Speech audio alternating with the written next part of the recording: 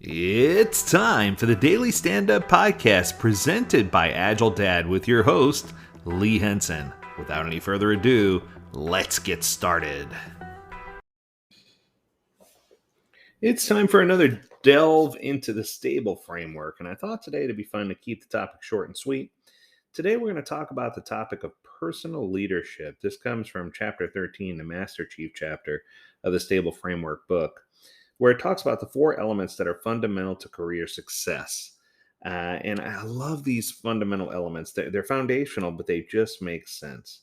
So, number one, communication and networking skills. Sometimes it really is about who you know, and networking is a big piece of getting your job done well. And I think that the more you practice communication, the better you become at it. So, it's a matter of being able to communicate with your inner circle as well as with those on your outer circle and growing your network so that you're able to solve problems quickly and being able to be an influential leader. I think those things are both important. Number two is a strong work ethic. Now, this one's incredibly important to me. You can ask anyone who knows my kids, they'll tell you that I taught every single one of them about a strong work ethic. One of the things that I promised them is that in their life, they'd have the opportunity to have whatever they wanted as long as they worked hard. There was never a period where we just freely gave to them anything that they wanted. We taught them that even though we had means, that they had to work to get what they needed. And I think that in today's society, many, especially the younger generation, many people are missing that work ethic, or at least that they believe that. I shouldn't say they believe that. There's a sense of entitlement where people feel like they are entitled to have certain things and that they should only have to account for the bare minimum in order to receive their fair share.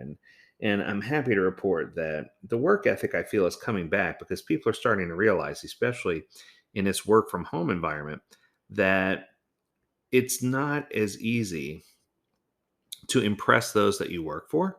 So what's happening is we are finding opportunities where leadership is having to really reevaluate how they're looking at keeping people and who they're looking at keeping because the world is their oyster. They have so many applicants to choose from and so many people that can do your job. So I think that having a strong work ethic is becoming increasingly important, especially in a remote work environment. Okay, number three, good decision making skills. Once again, it's so funny because I feel like all four of these are things that are lacking with many of the younger generation. I'll never forget.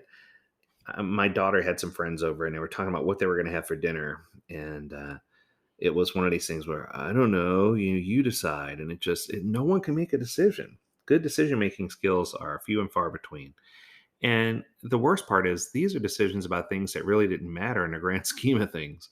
Can you imagine those same individuals trying to make, critical decisions about life or death type situations? It startles me to think that some of these individuals are going to be the people responsible for making mission critical decisions at any point in the future. But I think that good leaders or strong leaders not only have the communication and networking skills and a strong work ethic, but they're able to make decisions quickly. And then if they make a wrong decision, they understand that it's not necessarily the end of the world, that they can pivot and correct and move forward and admit that they made a wrong decision. And finally, number four, the ability to deliver results. Now, that's really interesting because it incorporates not just you, but with your team. You need to bring everyone to the finish line and you need to make sure that you're getting things done. I've talked a lot this week about starting things and not finishing, and the importance of managing WIP, and the importance of understanding and managing a backlog. We've had so many conversations over the last 7 days. What I think is important here is to understand that it's not always easy. The challenge is if you focus on any one of these too much, the others slip away. As a leader, you need to find quiet time to reflect on your own goals in these areas and be sure that you're not neglecting any of them. Periodically ask yourself if you have any working relationships that need attention. Are there any skills that you need to develop or polish up on? Is there a problem developing that you can address right now? Is your current performance measurement system addressing all the questions that your leaders are asking? You need to stay focused on these questions as you work with anyone coordinating the value stream and all the process owners, of course, and make sure you keep track of the results in your area. It's incredibly important to understand that personal leadership is more than just being the person in charge, or it's more than just being reflective and being a cheerleader. A lot of the agile leadership falls more towards the rah rah side, which disappoints me because it could be so much more.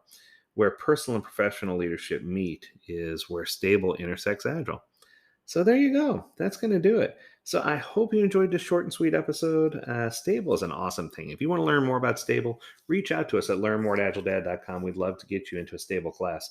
And as always, we encourage you to stay healthy, stay well, and stay agile, my friends. Until next time, do take care.